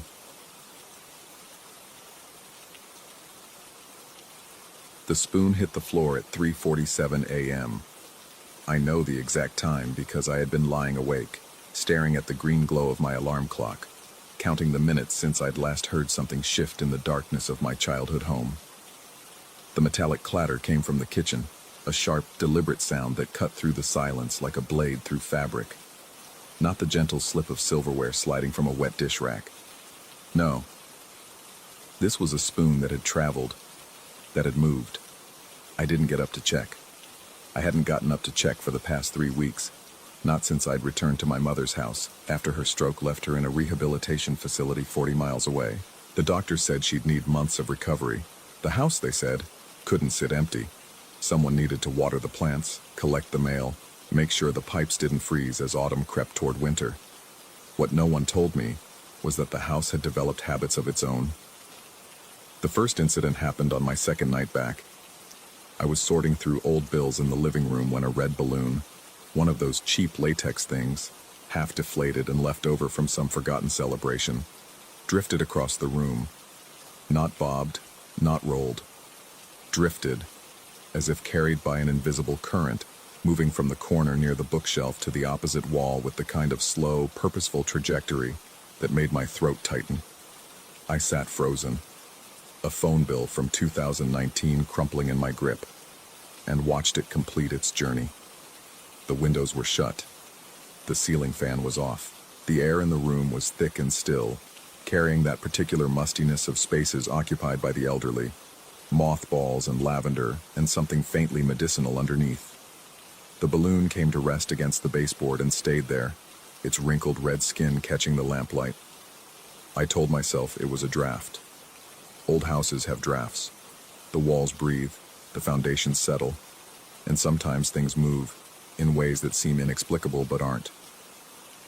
I'd been living in a modern apartment for 8 years. I'd simply forgotten how these old bones creaked and sighed, but I didn't touch the balloon. I left it there, pressed against the wall like something waiting. The laundry room was worse.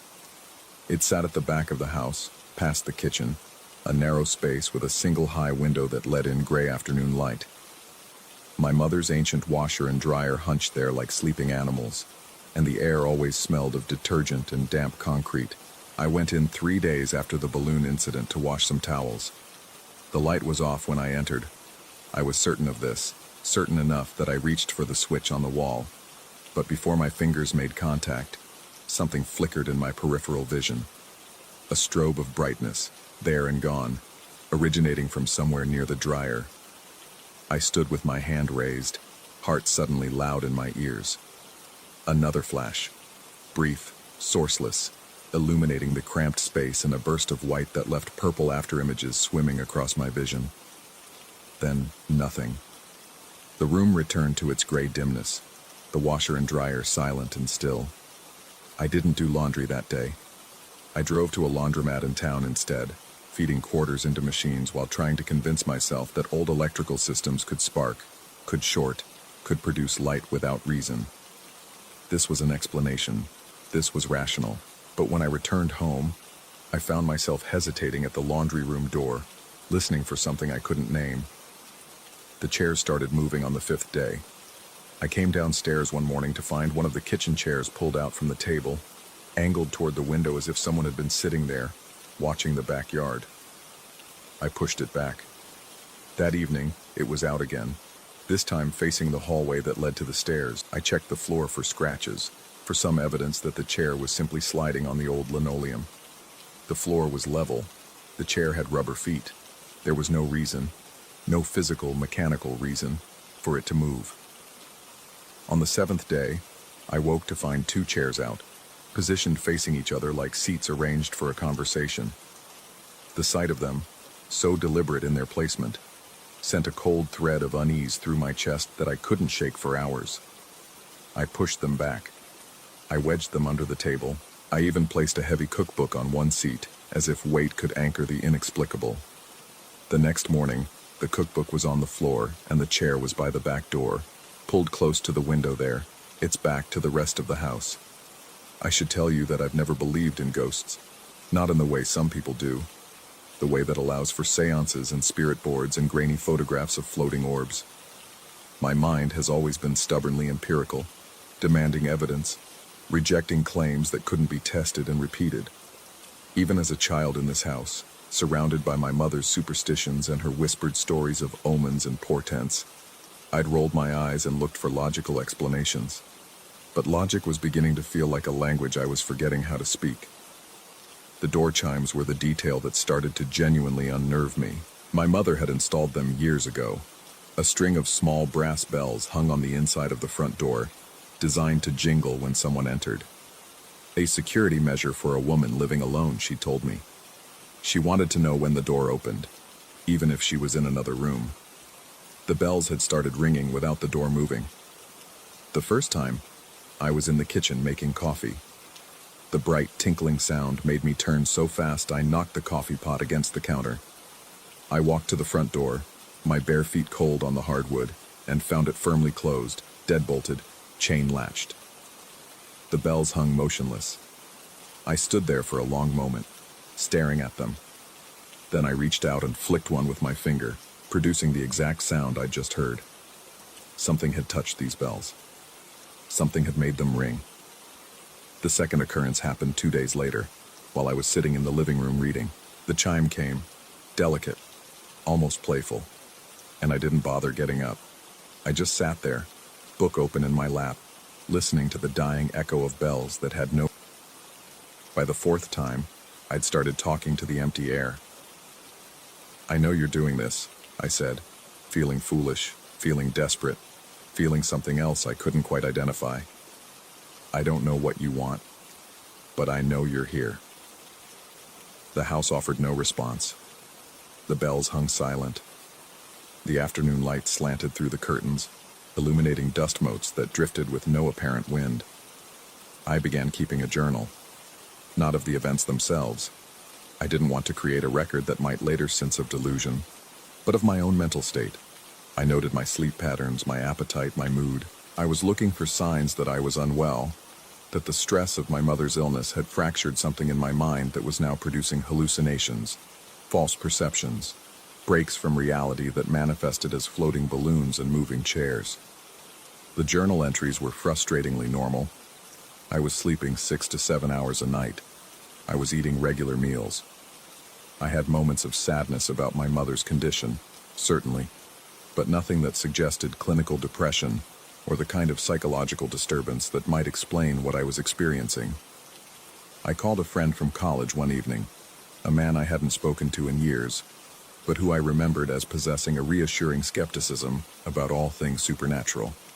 I described the events in the house, trying to keep my voice light, trying to frame them as amusing oddities rather than genuine concerns. He listened, then laughed. "Old houses are weird," he said. "My grandmother's place used to do stuff like that all the time. Doors opening by themselves, lights flickering.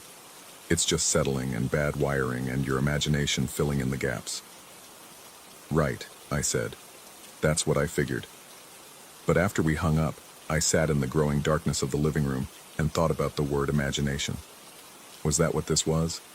Was I watching a balloon drift and a chair move and somehow constructing a narrative that didn't exist? Was the spoon in the kitchen, the one I'd found in the middle of the floor that morning, 3 feet from the sink where I'd left it, simply a product of my own distracted placement? I couldn't be certain anymore. That was the worst part.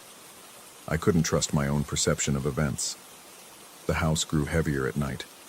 That's the only way I can describe it.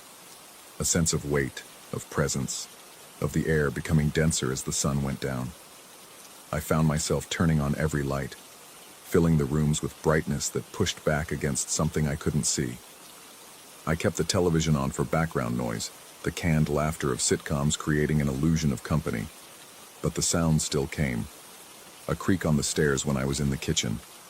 A soft thump from the laundry room. The delicate rattle of the door chimes at odd hours. I started sleeping with the bedside lamp on, its warm glow a thin barrier against the darkness that pressed at the windows. I dreamed of my mother in this house, younger, moving through rooms that were both familiar and strange, talking to someone I couldn't see. In the dreams, she would turn to me and say something, but the words were always lost, swallowed by the strange acoustics of sleep. I would wake with the sense of having missed something important.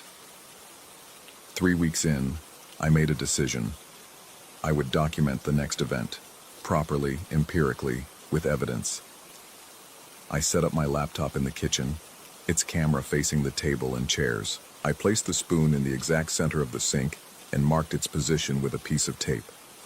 I closed all the windows, turned off all the fans, and created conditions that should have made any movement impossible. Then I went upstairs to read, leaving the camera recording. 2 hours later, I returned. The laptop's battery was dying. I'd forgotten to plug it in, but there was still enough charge to review the footage. I sat at the kitchen table and pressed play, watching the static image of the sink and chairs. For 20 minutes, nothing happened. The frame was utterly still. Then, at the 23-minute mark, one of the chairs began to slide. It was gradual, so gradual that I almost missed it. A centimeter at first, then another, the movement smooth and deliberate, as if guided by hands I couldn't see. The chair slid away from the table, rotating slightly as it went, until it came to rest facing the camera. Facing me. I stopped the video, rewound, played it again. The movement was unmistakable. The chair moved on its own, with no visible cause, no vibration, no disturbance to explain it. I had evidence. I had proof. But proof of what? That night I lay in bed and listened to the house breathe around me. The settling of old wood, the hum of the refrigerator, the distant call of a night bird in the trees outside. Normal sounds. The sounds of a structure aging, of systems functioning, of life continuing its unremarkable course. And underneath it all, something else. A rhythm I couldn't quite catch. A presence I couldn't quite confirm. I thought about my mother, lying in her hospital bed 40 miles away.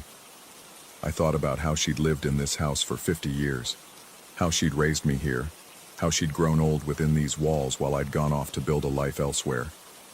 Had she experienced these things? Had she sat in this darkness and listened to the same sounds and wondered if she was alone? Had she made her peace with whatever shared this space? I thought about calling her, asking, but what would I say? Mother, are there ghosts in your house?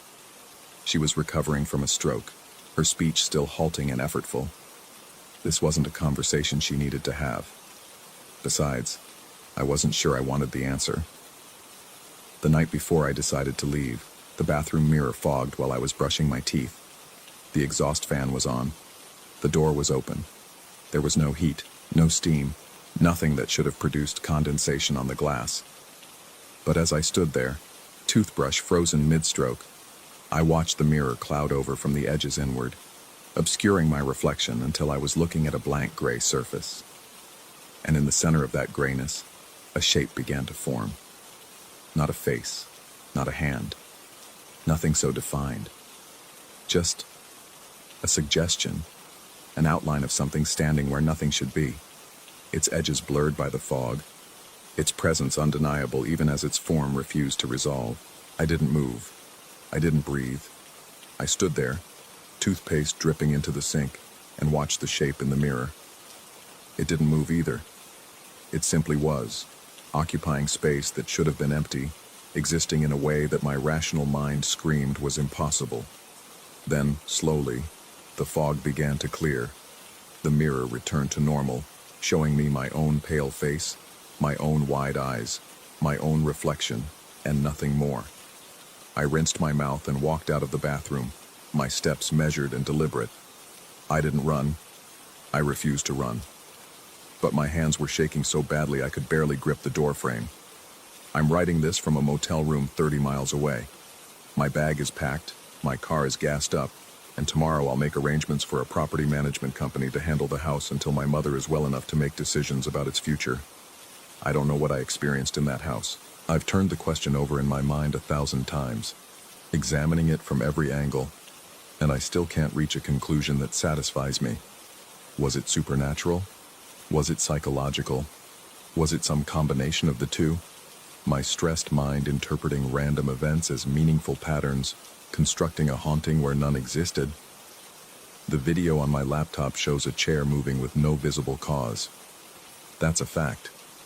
But facts can be interpreted in many ways, and I'm no longer sure I trust my ability to interpret anything. What I know is this: there are things in that house that move. Balloons drift across still rooms. Spoons travel from sinks to floors. Chairs arrange themselves in configurations that suggest intention, purpose, awareness. And if I stayed any longer, I think I would have started moving too. Not physically. The house never threatened me, never pushed or pulled or forced.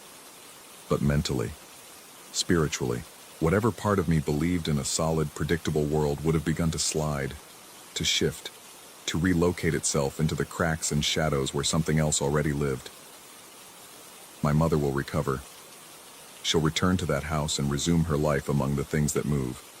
And maybe she'll tell me about it someday. The accommodation she's reached, the understanding she's forged with the presences that share her walls. Or maybe she won't. Maybe she'll smile and change the subject and leave me wondering if I imagined everything, if the weeks I spent in her home were just a strange dream, brought on by stress and exhaustion. I don't know anymore. I don't know what's real. And sitting here in this anonymous motel room, listening to the ice machine hum and the highway traffic drone in the distance, I find myself straining to hear something beneath the noise. A shift, a whisper, a single brass bell, ringing softly in the dark.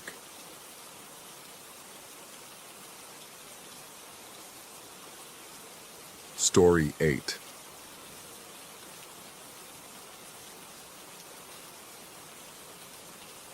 The floorboards in this house have never stopped speaking. I noticed it the first night we moved in, a language of creaks and groans that seemed deliberate, almost conversational, as though the wood itself was discussing our arrival. My mother dismissed it as settling, the natural complaints of a structure built in the 1880s, handed down through our family since my great-grandmother purchased it after the war. But I've lived here for 7 months now, and I've learned that some sounds don't belong to physics. Some sounds belong to something else entirely. I am 23 years old, and I am losing my mind. Or perhaps I am finally seeing clearly. The distinction has become irrelevant. The house sits at the end of a gravel road, 3 stories of Victorian architecture wrapped in peeling white paint, and widow's walks that overlook nothing but Pennsylvania farmland. My mother inherited it when her aunt passed, and after her divorce, after everything fell apart, she saw it as a refuge, a place to rebuild. She didn't tell me about the history then. She didn't tell me that her best friend had died here, in the upstairs bedroom that now serves as my study. She didn't tell me about the previous owner, the old woman who spent her final decades alone within these walls, who died in the master bedroom where my mother now sleeps. She didn't tell me because she didn't think it mattered.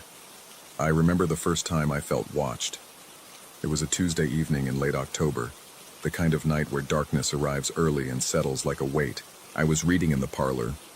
We still call it that, using the old language of the house, when the temperature dropped so suddenly that my breath became visible. I looked up from my book, and in the doorway to the kitchen, I saw her, a woman, brown hair falling past her shoulders, eyes so blue they seemed to hold their own light. She was waving at me, a slow, deliberate gesture, like someone greeting an old friend through a window. I blinked, and she was gone, leaving only the empty doorway and the distant sound of something shifting in the walls. I didn't tell my mother. Not then. I convinced myself it was exhaustion, the stress of relocation, the way isolation can play tricks on perception. But that night, lying in bed, I heard footsteps in the hallway outside my door, measured, unhurried. The weight of them suggested someone substantial, someone real. But when I opened the door, flashlight trembling in my hand, there was nothing but empty corridor and the faint smell of lavender. The footsteps came at 3 a.m. They always come at 3 a.m. Weeks passed. The encounters accumulated like sediment, each one depositing another layer of unease. I began keeping a journal, partly to track the phenomena, partly to prove to myself that I wasn't inventing memories. The human mind is unreliable. I know this. I studied psychology for 2 years before dropping out, before the anxiety became too much, before I retreated to my mother's side like a wounded animal seeking familiar warmth. But a journal doesn't lie, and my journal tells me that on November 3rd, I saw the old woman for the first time. She was standing at the foot of my bed when I woke, hunched and spectral, wearing a nightgown that might have been white once but had yellowed with age or death or something between. Her face was a geography of wrinkles, her eyes sunken and dark, and she was watching me with an expression I can only describe as hunger. Not malevolent hunger, something sadder, more desperate, the hunger of someone who has been alone for too long. I couldn't move, I couldn't breathe. And then she smiled, a terrible stretching of papery skin, and she dissolved into the shadows like smoke dispersing in wind. I told my mother about that one. I had to. She found me at the kitchen table at 4 a.m., drinking whiskey I'd stolen from her cabinet, my hands shaking so badly that the glass rattled against my teeth. She sat across from me, and in the harsh overhead light, I saw how tired she looked, how thin she'd become, how the house was wearing her down too. She told me then about the previous owner, the old woman who had lived here for 40 years, who had died in the master bedroom, who had been found only when the smell became impossible to ignore. She told me she sometimes felt a presence near her bed at night, a weight at the edge of the mattress, as though someone were sitting there, watching, waiting. I asked her why she hadn't mentioned this before we moved in. She said she didn't want to scare me. She said she thought maybe the house just needed new life in it. She said a lot of things that sounded like justification. I described the woman I'd seen in the parlor doorway, the brown hair, the blue eyes, the wave. My mother went very pale. She left the kitchen without a word and returned with a photograph, a small snapshot, edges curling with age. 2 young women with their arms around each other, grinning at the camera with the invincibility of youth. One of them was my mother, decades younger. The other was the woman I had seen. Every detail precise, every feature exact. The woman who had died in my study 15 years ago, long before I ever set foot in this house. Her name was one I'd never heard. Her face was one I'd never seen. And yet she had waved at me like I was an old friend. The kitchen became the center of the phenomena. I don't know why. Perhaps because it was the heart of the house, the place where meals had been prepared for over a century, where life had been sustained. At night, long after my mother and I had gone to bed, the sounds would begin. Cabinets opening and closing, drawers sliding on their tracks, the distinctive clatter of silverware being sorted. Once, the unmistakable crash of a plate shattering on tile. I went downstairs to investigate. I always went downstairs. Some compulsion drove me, some need to understand, to document, to prove that I wasn't simply unraveling. The kitchen was empty. The cabinets were closed. Every plate was intact, stacked neatly in the cupboards. But the air was thick with the smell of cooking, roast meat and fresh bread and something sweet, like pie crust browning in an oven. The smell of a meal that had been prepared decades ago, lingering like a ghost itself. I stood in that kitchen until dawn, waiting for something to happen. Nothing did, but when I finally returned to my room, I found my journal open on my desk, pages flipping slowly as though moved by a breeze. All the windows were closed. The phenomena began to focus on my mother. She started sleeping poorly, waking with bruises she couldn't explain, scratches on her arms that appeared overnight. She blamed the antique bed frame, the rough edges of the headboard, but I saw the fear in her eyes. She was lying to herself the way I had lied to myself, constructing explanations that crumbled under the weight of evidence. Then came the handprint. I was in the kitchen making coffee when she walked in, still in her robe, moving stiffly as though in pain. She asked me to look at her back. She said something had touched her in the night, something cold, something that had pressed against her with terrible purpose. I lifted her robe, and there it was, a handprint, vivid red against her pale skin, the fingers splayed wide, the impression so clear I could count the lines of a palm. It was not her hand. The shape was wrong, the fingers too long, too thin. It was not my hand either. I pressed my own palm against it to compare, and the mismatch was undeniable. Something in this house had touched my mother. Something with hands. Something that wanted us to know it was here. I began to hear voices, whispers mostly, coming from the walls, from the floor, from the empty spaces between moments. I could never quite make out the words, but the tone was clear, pleading, insistent, sometimes angry. I would be reading or cooking, or simply staring out the window at the endless fields, and the whispers would start, threading through my thoughts like parasites. I stopped sleeping. Sleep meant vulnerability. Sleep meant the 3 a.m. Footsteps, the old woman at the foot of my bed, the brown-haired visitor waving from doorways. I drank coffee until my hands trembled constantly. I walked the halls at night, flashlight in one hand, journal in the other, documenting every sound, every temperature drop, every fleeting shadow. My mother suggested I see someone, a doctor, a therapist, someone who could help me process what was happening. But how could I explain to a stranger that the house was alive with the dead? How could I describe the way the air changed when they were near, growing thick and cold and electric? How could I make anyone understand that I wasn't imagining these things, that the evidence was real, that the journal didn't lie? I saw more of them as the weeks wore on, not just the brown-haired woman, not just the old owner. Others, a young woman in a dress from another century, standing in the garden at dusk. A shape in the mirror that wasn't my reflection, gone when I turned to look. Figures at the edge of my vision, always moving, always just out of focus. The house had many ghosts, or I had many fractures in my mind. The distinction had become irrelevant. Last night, I made a decision. I sat my mother down at the kitchen table, in the same spot where she had shown me the photograph, and I told her everything. Every encounter, every whisper, every moment of mounting terror that I had been too afraid or too proud to share. I showed her my journal, page after page of documentation, and I watched her face change as she read. She wasn't surprised. She had known.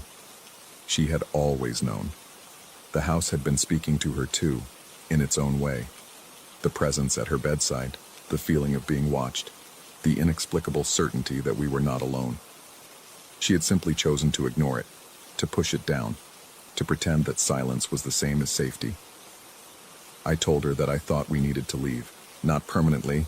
Perhaps there was no permanent escape from whatever had attached itself to us, but for a while, long enough to clear our heads, long enough to determine whether the phenomena followed us or remained bound to these walls.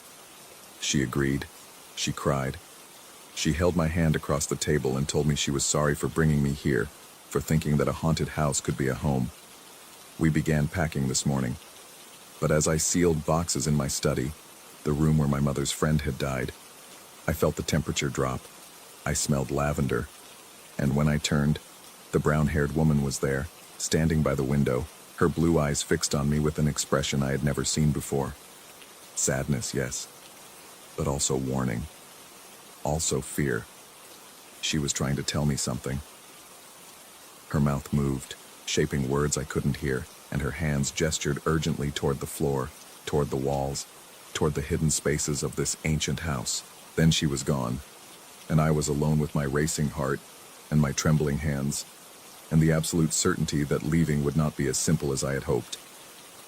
I went downstairs. I told my mother what I had seen. She was pale, drawn, standing by the front door with her car keys in her hand. She said she had heard something too. Footsteps on the stairs, heavy and slow, descending toward her even though she could see that the staircase was empty. We looked at each other.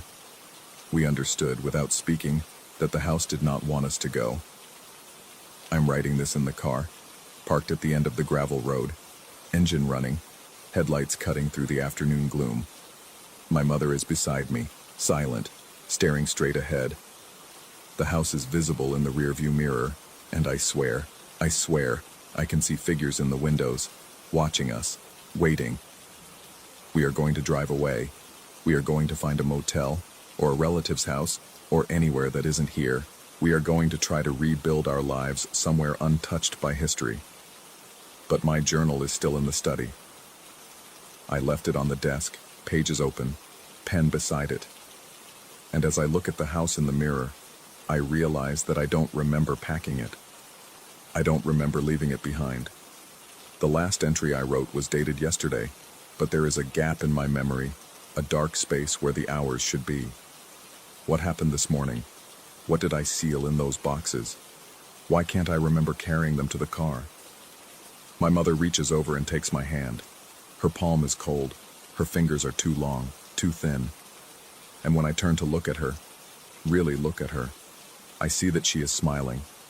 A terrible stretching of familiar features, an expression that doesn't belong on her face.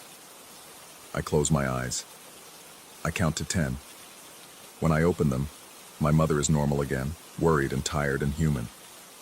She asks me if I'm ready to go. I say yes. I put the car in drive. The house grows smaller in the rearview mirror, but the figures in the windows do not wave goodbye.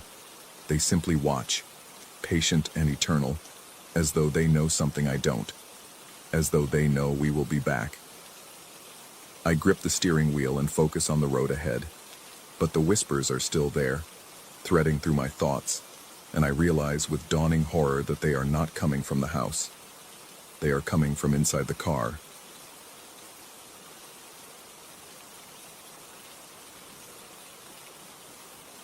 Story 9.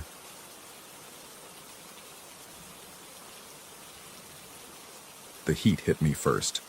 Not the kind of heat that greets you when you step outside on a summer afternoon. This was something else entirely. Something that had been trapped, festering, accumulating behind walls and beneath floorboards for 3 weeks. It pushed against my face like a living membrane as I crossed the threshold, and I felt the absurd urge to apologize for disturbing it. My partner stood beside me, his silhouette framed against the dying October light that struggled through the doorway behind us. We'd worked together for almost 2 years now, handling the aftermath of tragedies that most people couldn't stomach. Suicides, accidents, the occasional overdose in a studio apartment that went unnoticed until the smell reached the neighbors. But this house, this was different. This wasn't a cleanup job at all. We were here to secure the property, board the windows, padlock the doors, make sure no curious teenagers or desperate squatters wandered into what remained of someone's life, what remained of 4 lives, if the news reports were accurate. The power had been cut weeks ago, and the late afternoon sun did little to penetrate the smoke-stained windows. I switched on my flashlight and watched the beam cut through air thick with particulates, ash, dust, and something else I didn't want to name. The walls of the foyer were streaked with black tongues of soot that licked upward toward the ceiling, and the hardwood floor groaned beneath my boots like something wounded. Upstairs is off limits, my partner reminded me, his voice muffled behind his respirator. Fire department cleared the structure, but the second floor took the worst of it. We just secure the perimeter and get out.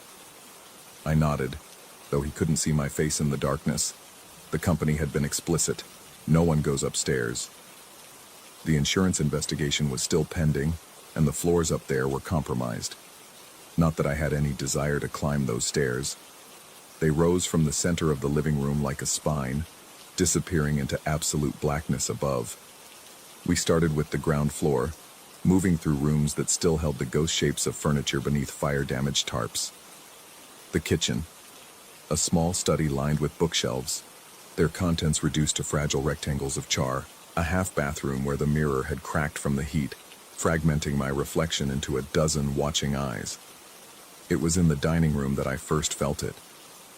The sensation came slowly, like cold water seeping into my shoes. A prickling awareness at the base of my skull. The absolute certainty that someone was standing just outside the reach of my flashlight, watching me with an intensity that pressed against my skin. I spun, sweeping the beam across the room. Nothing. Just a table surrounded by chairs, one of them toppled on its side. The chandelier above hung at an angle, its crystals smoke-dulled and silent. "You okay?" my partner called from the kitchen. "Yeah," I answered, but my voice sounded wrong in that space. Flattened, absorbed by the walls before it could properly travel. Just thought I saw something. I hadn't seen anything. That was the problem. The feeling of being observed had no source, no explanation. It simply existed. Like the heat, like the smell of old fire that clung to every surface. We continued working. I measured windows while my partner retrieved plywood from the van. The house groaned around me with each gust of wind outside, its timbers settling in ways that sounded almost deliberate, almost rhythmic. I was alone in the living room, documenting the dimensions of a large bay window, when I heard the footsteps. They came from directly above me, heavy, deliberate, the unmistakable cadence of someone walking across a floor, heel to toe, moving from one end of the room to another. The ceiling creaked with each step, dust sifting down through invisible cracks. I stopped breathing. My flashlight beam trembled against the wall as I tilted my head upward, tracking the sound as it crossed the length of the second floor. It stopped directly above me. A pause. Then it reversed direction, walking back the way it had come. "Did you hear that?" I asked when my partner returned, his arms full of lumber. He paused, listening. The house had gone silent again. "Hear what?" "Footsteps, upstairs." His eyes met mine through the plastic lenses of his mask. "Old house. They settle, make all kinds of noises." I wanted to believe him. I needed to believe him. But I knew the difference between a house settling and a person walking. The weight was different. The intention was different. We worked faster after that. The sun was setting, and neither of us had brought enough battery power to work in complete darkness. As we boarded the kitchen windows, the house seemed to darken around us with unnatural speed, shadows pooling in corners like something liquid. The temperature, impossibly, had risen. Sweat ran down my back beneath my coveralls, and my respirator grew slick against my face. That's when my partner saw it.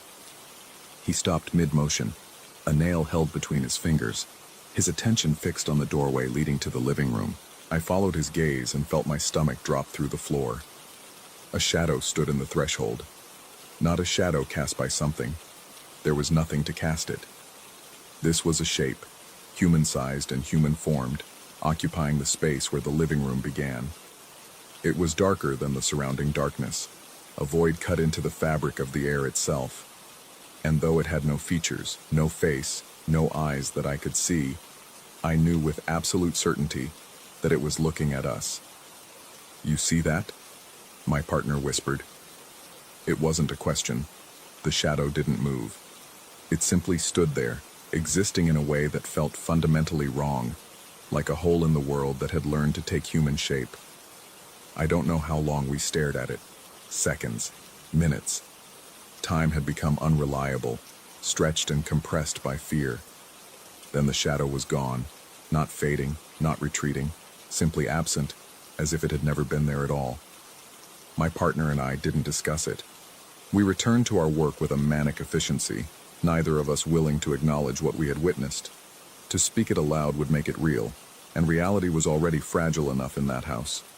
But the house wasn't finished with us. The second shadow appeared in the hallway leading to the bedrooms. We saw it at the same moment, our flashlight beams converging on a figure that stood motionless against the far wall. This one was smaller than the first. Broader. I told myself it was a trick of the light, the intersection of two flashlight beams creating an optical illusion. The human brain, patterns seeking to a fault, finding shapes in random darkness. But then it moved. The shadow took a step toward us, a single, deliberate step that produced no sound, no footfall, nothing but the visual horror of watching something impossible approach. We ran. I don't remember crossing the living room. I don't remember passing the staircase. What I remember is the sound, a crash from above, so violent and sudden that it shook the walls. Something had fallen, something massive, and with it came a scream that might have been the wind, might have been the house, might have been something I didn't want to acknowledge. We burst onto the front porch and kept moving, not stopping until we reached the van parked at the curb. The October air hit my sweat-soaked skin like ice water, and I tore off my respirator gasping, my heart a frantic animal in my chest. My partner stood beside me, his hands on his knees, breathing heavily. Neither of us spoke. Behind us, the house loomed against the darkening sky, its windows like blank eyes, its smoke-stained walls like diseased skin. "We have to go back," he finally said. I knew he was right. We hadn't finished the job. The front door was still unsecured, its padlock sitting uselessly in my tool bag, which I had abandoned somewhere in the living room. We approached the house like men walking toward an execution. The porch steps groaned beneath our weight. The front door stood open, spilling darkness onto the threshold like something bleeding out. My partner entered first. I followed close behind, my flashlight gripped so tightly my fingers ached. The living room was as we had left it. Tarps, shadows, the smell of old fire. My tool bag sat near the bay window, undisturbed. I worked quickly. The padlock assembly took less than 5 minutes, my hands moving through the